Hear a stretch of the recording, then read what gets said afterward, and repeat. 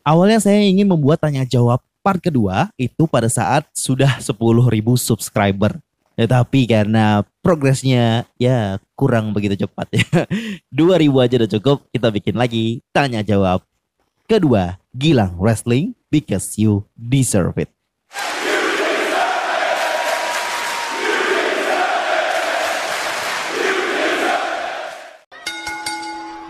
Beberapa hari lalu sudah saya posting ya di bagian komunitas, bagian postingan untuk channel YouTube Gilang Wrestling untuk teman-teman memberikan pertanyaan-pertanyaan seputar dunia gulat profesional.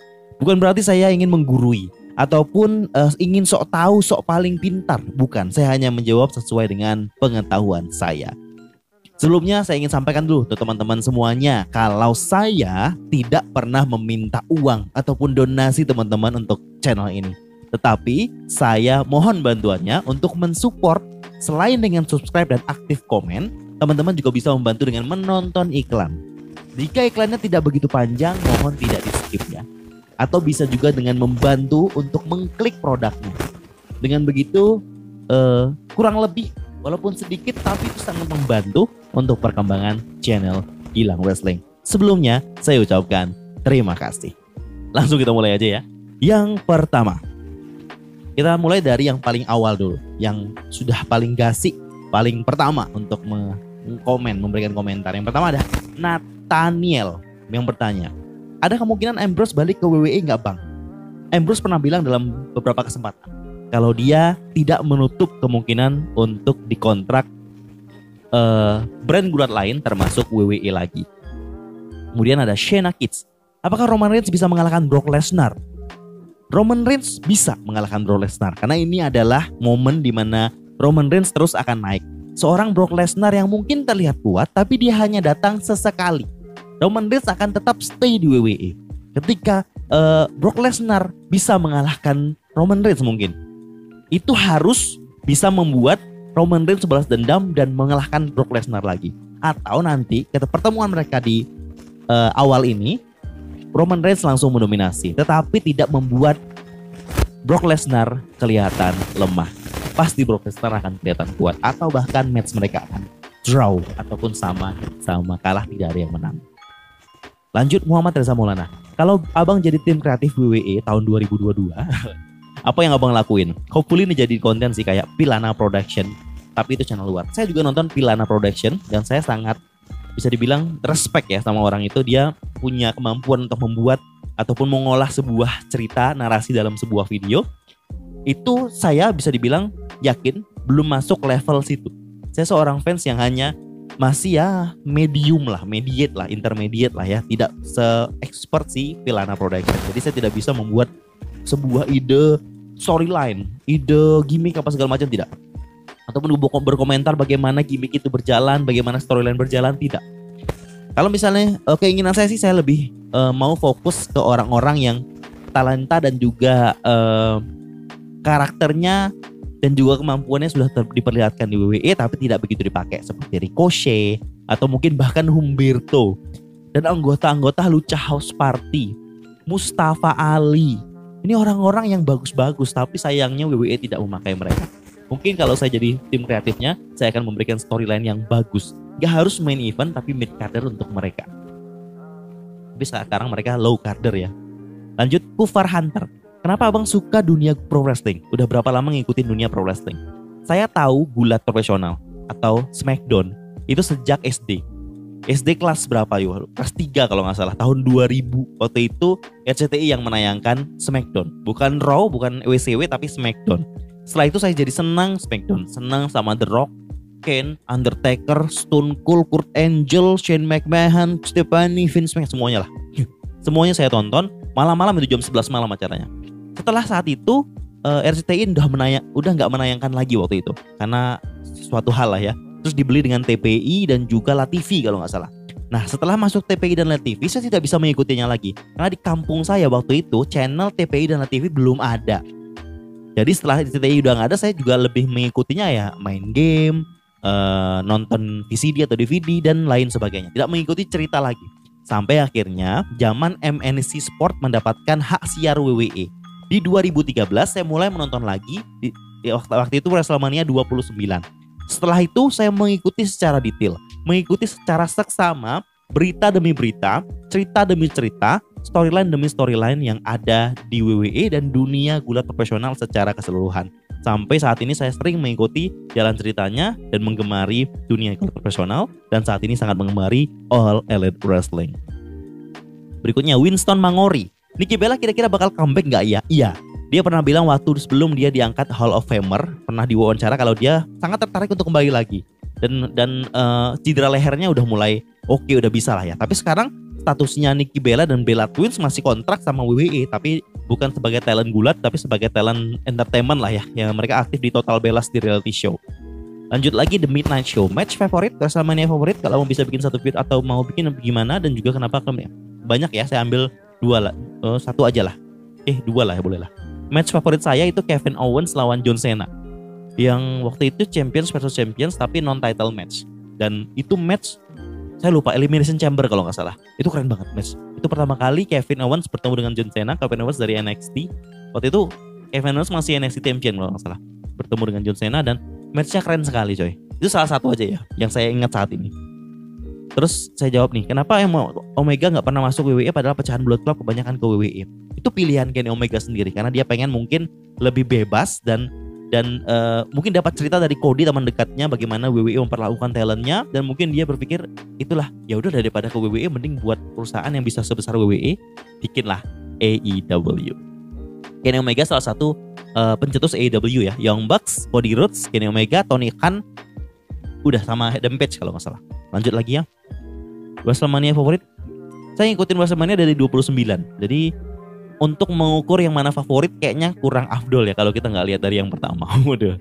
Tapi sejauh ini yang paling saya suka tuh WrestleMania 31, yang mana ladder match yang menang Daniel Bryan waktu itu Intercontinental Champion, ada matchnya Sting lawan Triple H dan match lainnya. Lanjut, siapa pegulat yang paling dari Alter Right yang paling lu harap akan return ke WWE bang? Stone Cold, tapi nggak mungkin ya. Itu yang saya harap.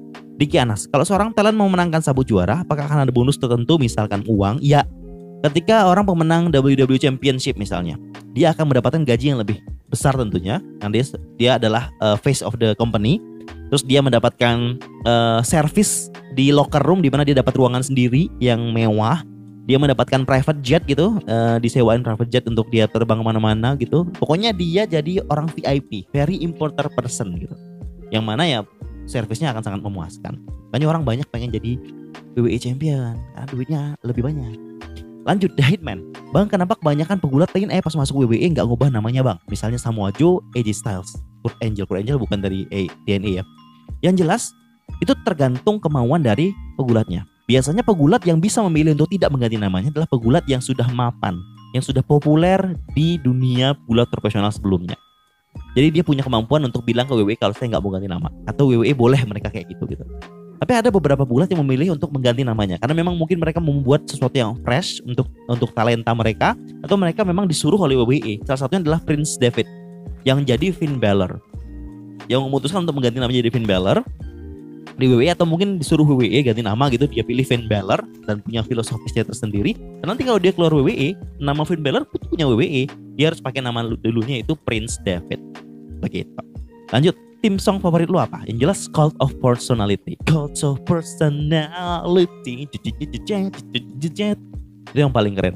Tapi yang lagi rame sekarang yang saya suka banget itu tim songnya Adam Cole yang di AEW. You know it's all about that. Boom, boom, boom. Adam Cole, baby. Bagus tuh. Firewolf 2012. Kira-kira Kevin Owens ke AEW rumornya benar dan menurut saya benar. Videonya ada di channel ini ya. Thailand, begitu nom.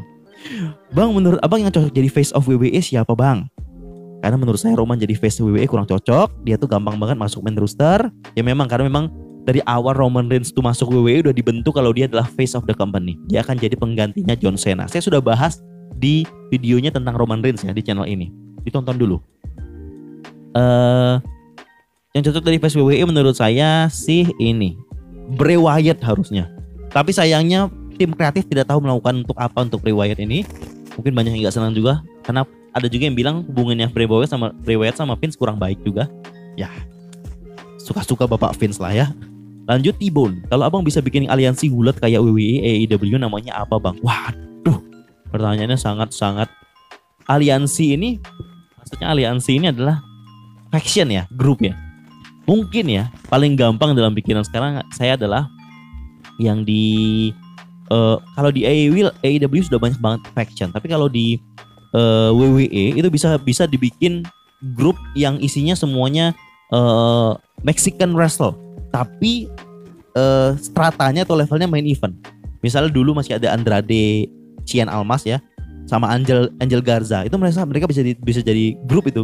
Tambah Humberto Carrillo, tambah satu lagi mungkin salah satu dari Lucha House Party atau Kalisto begitu. Dan mungkin akan dipimpin oleh Alberto Del Rio. Waduh, itu sebuah grup Mexican wrestle yang level main eventer begitu ya. Harusnya bisa jadi seperti itu, tapi tidak akan pernah terjadi. Namanya mungkin Viva La Rasa kali. Viva La Rasa. Lanjut. Raden Mas Dika. Desain WrestleMania terbaik sama terburuk menurut lu bang? Desain WrestleMania terburuk kayaknya nggak ada ya.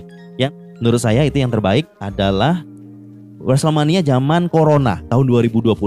Itu WrestleMania desainnya udah bagus banget tuh. Grafisnya bagus, posternya bagus, temanya bajak laut. Tapi sayangnya acaranya di Performance Center. Terus tahun depannya dibikin juga konsep yang sama, tidak begitu menyamai begitu menurut saya untuk desainnya. Tapi untuk acara ya lihat sendiri. Lanjut Yahya Zaini. Bang, apakah ada kemungkinan Braun Strowman balik ke WWE? Banyak kemungkinannya.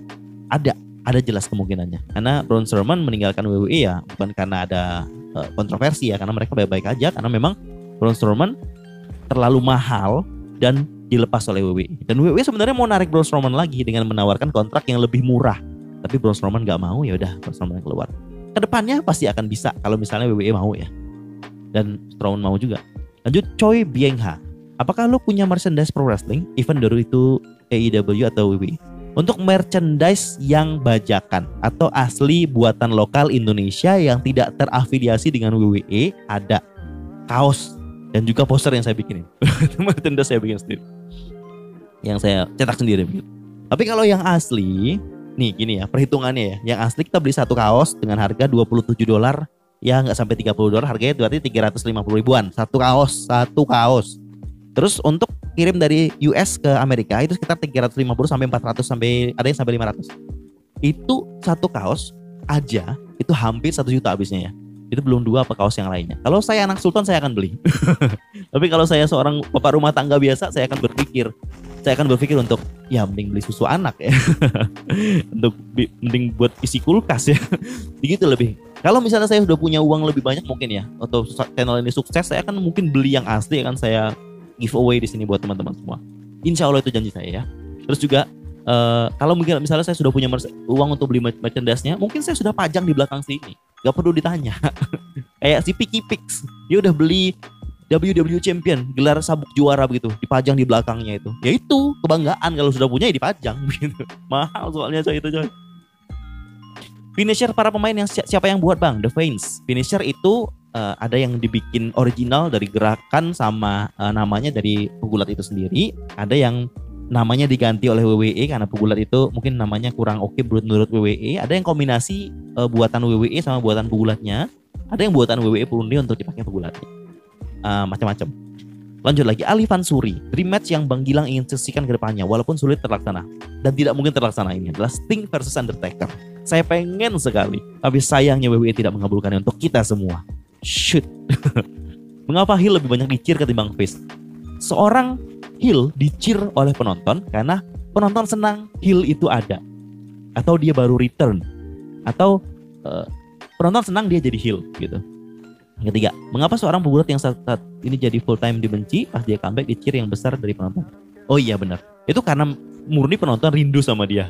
Jadi pas dia dibenci, pas full time dia cedera, apa dia pensiun sebentar, balik lagi orang jadi senang karena orang ya rindu.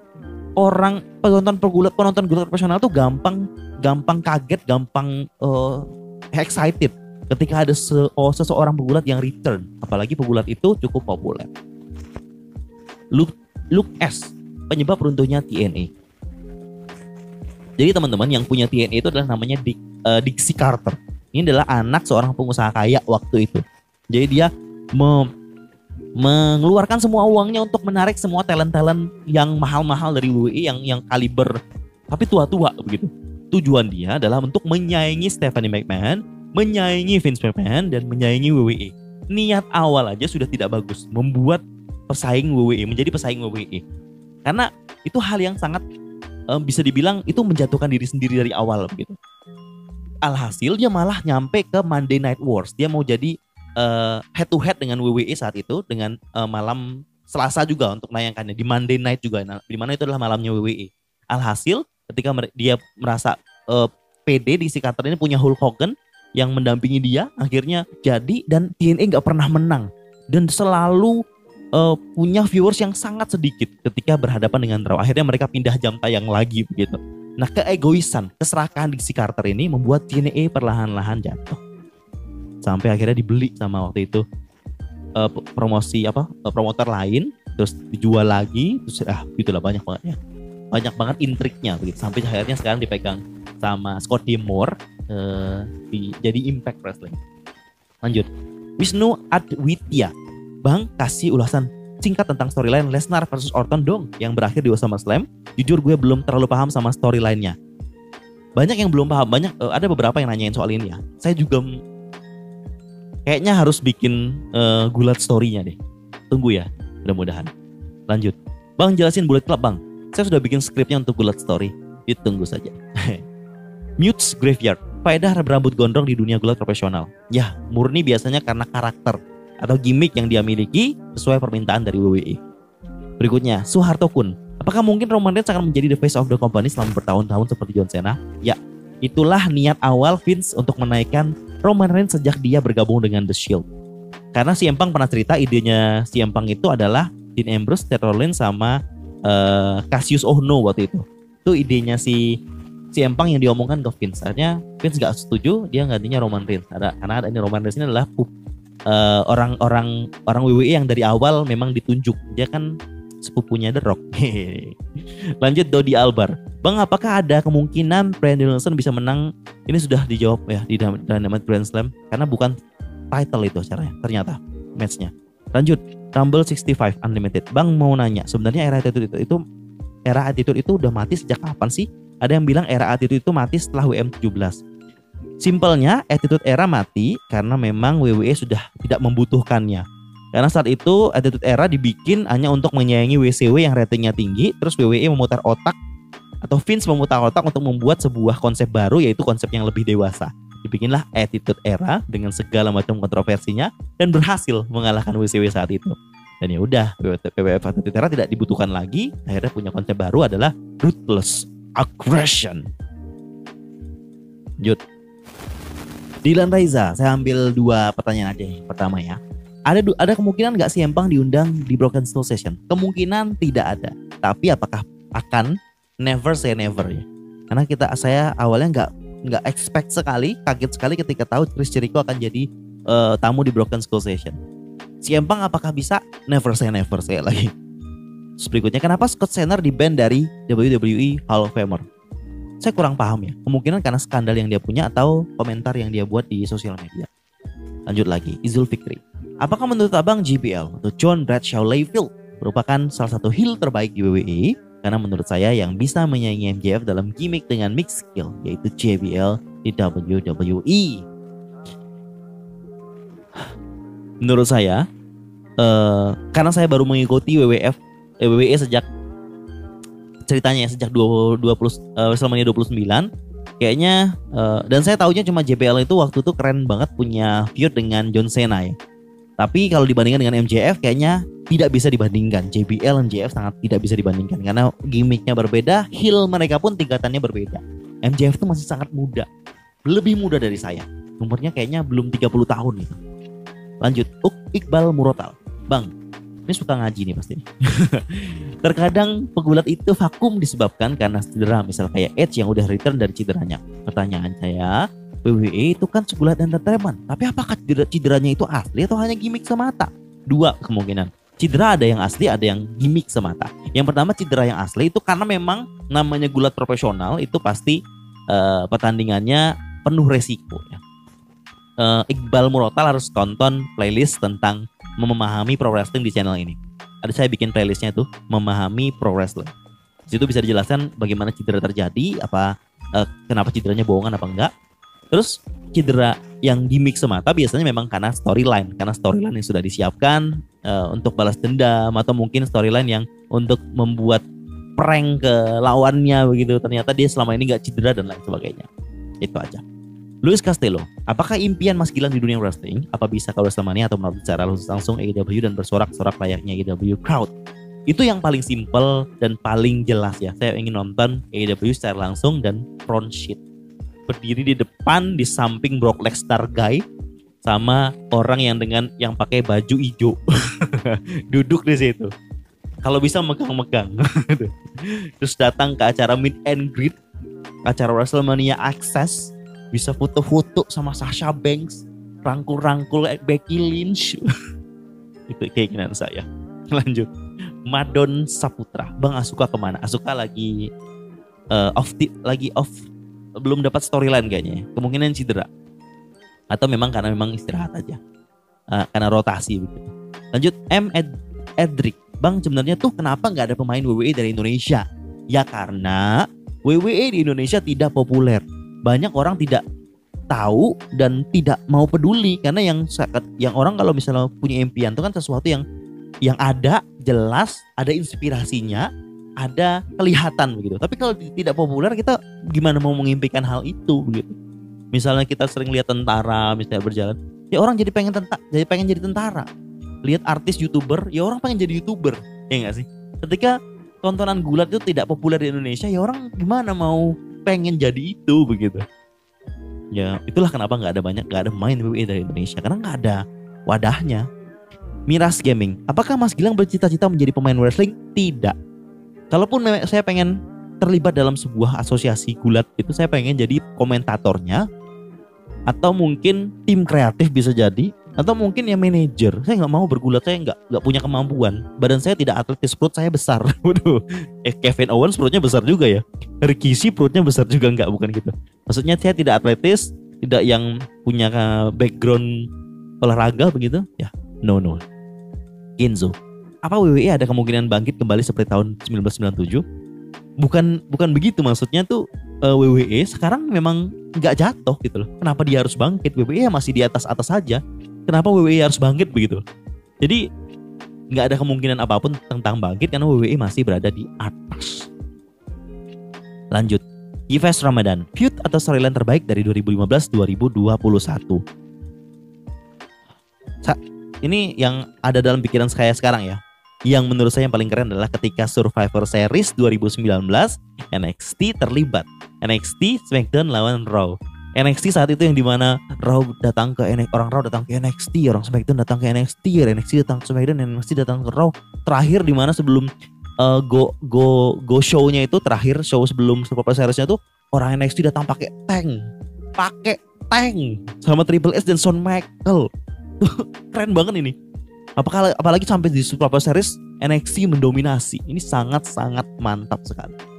Itu storyline yang terbaik. Teman-teman pasti setuju sama saya ya. Lanjut, Aryo Panjinegoro. Apakah di masa depan nanti AEW mungkin mengalahkan WWE? Menurut saya belum. Masih cukup jauh. Terus kapan match Daniel Bryan nanti di AEW? Sudah jawab ya. Apakah memang benar Bray Wyatt akan ke AEW? Rumornya sangat keras dan besar. Iya. Tapi belum bisa dipastikan sampai dia benar-benar datang. Dia katanya mau jadi leader, kayaknya bakalan jadi leadernya Dark Order. Lanjut, Sandra Dewi, ada nggak pegulat WWE yang diharapkan abang pindah ke AEW? Saya pengen Cesaro ke mana, pindah lah pokoknya, jangan di WWE lagi. Dia waktu di Indie namanya Claudio Castagno, itu lumayan keren juga tuh kemampuannya Cesaro. Tapi sekarang dia udah agak tua ya. Cesaro saya pengennya gitu. Keren banget itu Cesaro tuh. Kekuatan luar biasa. Uppercut-nya itu yang sangat keren. Lanjut, Muhammad Ruli Darmawan 1. Di Amerika jam penayangan WWE jam berapa? Malam. Kalau kita di sini pagi, di sana malam. Jam 7 apa jam 8. Lanjut, WWE ditayang di stasiun TV di stasiun TV Amerika apa? Raw itu di USA Network, SmackDown di Fox, AEW di TNT. Rencana tahun depan pindah ke TBS. Lanjut, Nurul Anwar, Bang jelasin show WWE Main Event dan WWE Superstars. Kayak gimana ya penjelasannya nih? Udah ditanya kemarin kayaknya ya. Kita bahas nggak sih? simpelnya WWE Main Event dan WWE Superstars itu biasa adalah sebuah show yang merupakan pesanan dari sebuah televisi. WWE diminta stasiun televisi untuk membuat sebuah program lain ya selain Raw sama SmackDown yang sudah dimiliki ataupun yang sudah besar. WWE Main Event ini yang hak siarnya lumayan murah lah ya. Dan akhirnya Superstar kayaknya udah nggak ada lagi deh. Saya nggak tahu malah nggak ada atau nggak ada lagi, masih ada atau enggak gitu.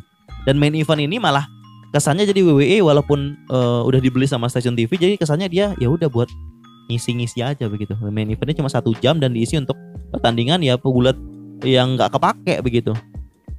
Kita akan bahas coba ya di Gulat Talk. Lanjut Nurul Anwar masih ya. Bang, kemana sih Mas Marty Scurll? Alasan belum gabung AEW kenapa? Padahal deket banget sama anggota di Elite. Marty Scurll adalah teman baik dari orang-orang di Elite ya, Young Bucks, Kenny Omega, karena mereka sama-sama berjuang pada saat di NJPW.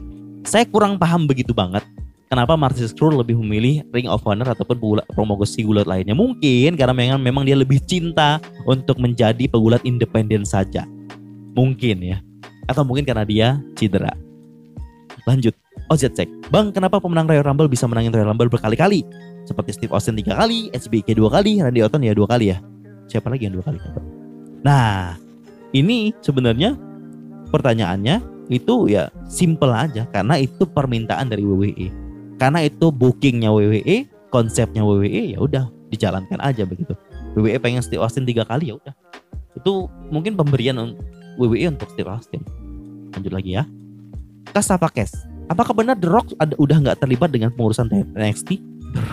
The Rock nggak pernah terlibat pengurusan NXT. Mungkin maksud pertanyaan Kasapakesnya adalah Triple H ya. Triple H masih dalam pengurusan NXT. Tapi sekarang lagi perawatan, penyembuhan, pemulihan dia sakit jantung saat itu. Serangan jantung ya. Kalau misalnya memang pertanyaan adalah The Rock terlibat pengurusan NXT, nggak sama sekali. Karena dari awal The Rock tidak pernah terlibat. Nah dia masuk ke WWE untuk bergulat aja. Setelah itu setelah selesai kontraknya dia keluar main film lagi. Welcome ini main Jumanji, Welcome to the Jungle. Lanjut, rival. Bang mau nanya apakah Kenny Omega ada kemungkinan ke WWE? Dan apakah ada kemungkinan AEW dan WWE akan head to head seperti ECW? Storyline favorit abang apa? Storyline sudah ya. Kenny Omega kemungkinan Kenny Omega ke WWE ada. Karena Kenny Omega pun tidak menutup kemungkinan untuk di hire promosi lain. Tapi untuk saat ini Kenny Omega fokusnya di AEW. Karena dia salah satu pencetusnya. Susah untuk dia keluar. Apakah ada kemungkinan AEW head to head? Ada kemungkinan. Karena Chris Jericho pernah bilang suatu saat, dan si Cody Rhodes pernah bilang suatu saat AEW mungkin akan head to head di Monday Night. Tapi masih lama kayaknya. Masih bertahun-tahun lagi. Imanime. Siapa pegulat yang abang harapkan bakal pindah dari AEW ke WWE? Pegulat yang saya harapkan pindah dari AEW ke WWE. Saya tidak mengharapkan orang-orang AEW pindah ke WWE ya. Kemungkinan mereka akan pindah beberapa orang-orang yang tidak kepake lagi biasanya. Yang rasa tidak kepake lagi atau kontraknya udah mau habis. Biasanya kalau WWE tertarik ya WWE hire. Tapi saya tidak mengharapkan hal itu terjadi untuk saat ini. Rio Emanuel, menurut abang mungkinkah si Empang jadi AEW World Championship? Kemungkinan ada tapi saya tidak mau.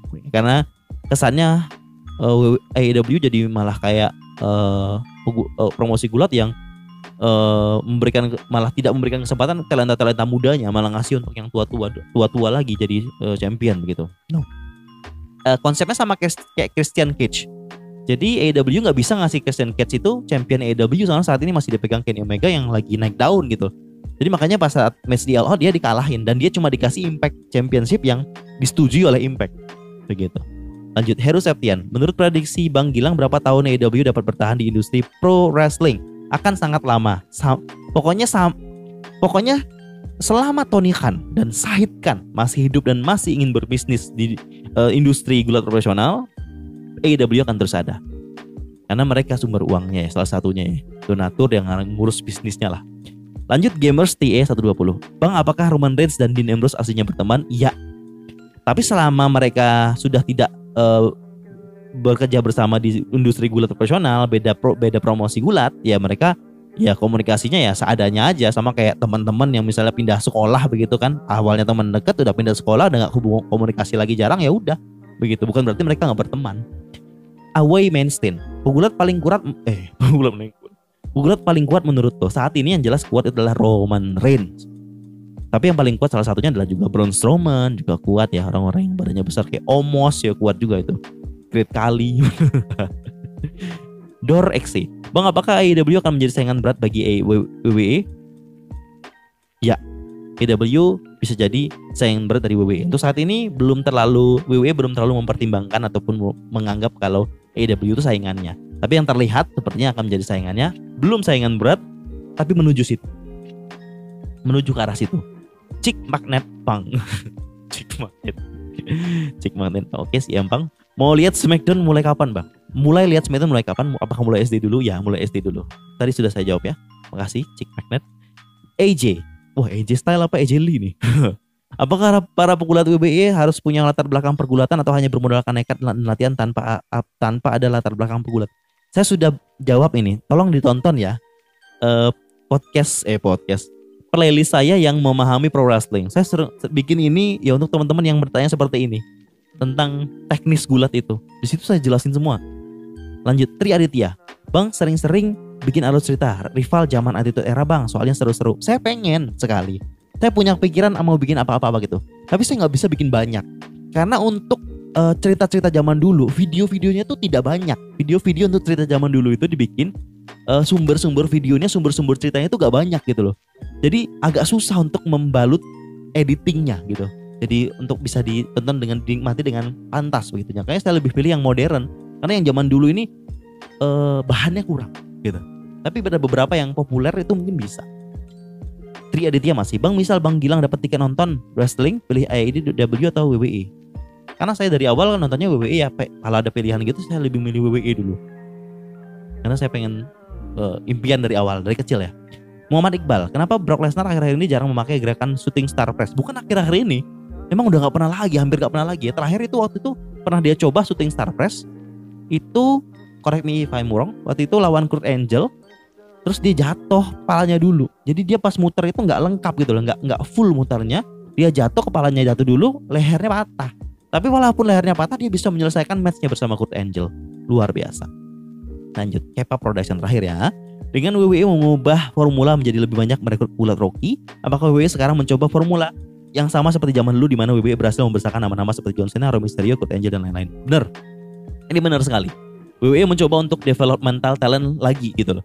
Jadi NXT itu kan konsepnya dari awal developmental. Nah, kalau sekarang NXT 2.0 kembali lagi ke konsepnya developmental. WWE pengen punya sebuah brand yang di mana mereka akan merekrut dan juga membentuk, mengembangkan kemampuan talent-talent yang original dari mereka. NXT sebelumnya itu banyak ngambil talent-talent yang udah populer dari dunia independen. Nah, biasanya orang-orang dari independen ini agak-agak rebel, agak-agak susah diatur menurut WWE ya. Agak-agak ya WWE juga agak-agak milih lah. Kalau mereka jadi ini nanti mereka akan begini, banyak maunya apa segala macam. Jadi kalau orang-orang baru, orang-orang yang fresh from the oven, yang belajar awal original dari WWE, mereka akan mengikuti ataupun manut, ngikut apa permintaan dari WWE karena dari awal mereka dibentuk di WWE dan mereka tidak, mungkin mereka kan untuk mereka protes itu sedikit lah. Jadi WWE senangnya yang kayak gitu, yang orang-orang yang manut, yang ikut apa kemauannya WWE.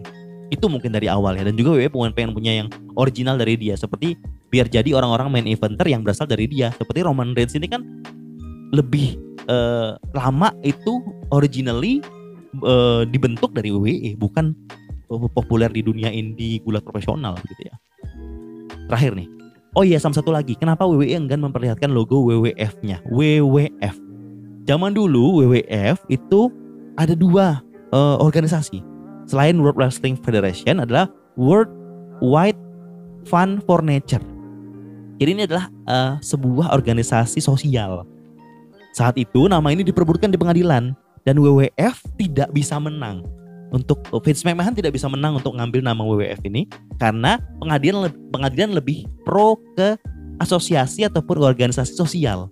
Ya udah Vince McMahon ngalah, akhirnya dia harus melepaskan F-nya, get the F out, dan menjadikannya WWE saja. Saat itulah muncul Ruthless Aggression setelah Attitude Era begitu. Nah, begitu teman-teman. Semuanya sudah dijawab ya. Saya ucapin terima kasih sekali lagi buat teman-teman yang sudah mengikuti selama ini sampai subscribernya 2000. Mudah-mudahan doakan dan supportnya untuk mendukung channel ini menjadi berkembang. Sekali lagi saya tidak minta donasi uang. Saya hanya minta bantuan support teman-teman dengan subscribe, aktif komen, dan juga selalu nonton videonya. Dan jangan lupa kalau ada iklan, yang kalau iklannya nggak panjang, ditonton dulu aja, jangan di skip. Dan dibantu ngeklik produk iklannya ya. Diklik aja begitu linknya, muncul di page lain. Setelah itu sudah selesai load ke buka gitu page-nya, dia udah balik lagi nonton begitu. Itu salah satu bentuk support yang saya harapkan. Terima kasih sebelumnya. Dan saya menjawab ini bukan berarti saya menggurui, bukan berarti saya sok tahu, sok paling pintar. Saya hanya menjawab sesuai pengetahuan saya. Mohon maaf ada yang nggak terjawab. Mohon maaf juga kalau mungkin jawabannya tidak memuaskan ya. Kita ketemu lagi di kesempatan lainnya di tanya jawab berikutnya di channel Gilang Wrestling, because you deserve it.